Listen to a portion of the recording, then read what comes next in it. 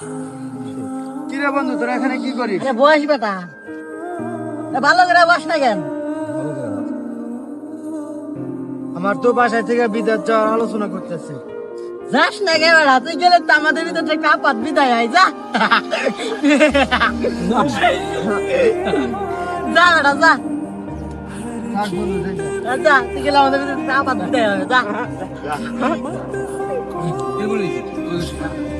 বন্ধু, আমি তোদেরকে বলছিলাম বিষয় তো অবশেষে চলে আসছে।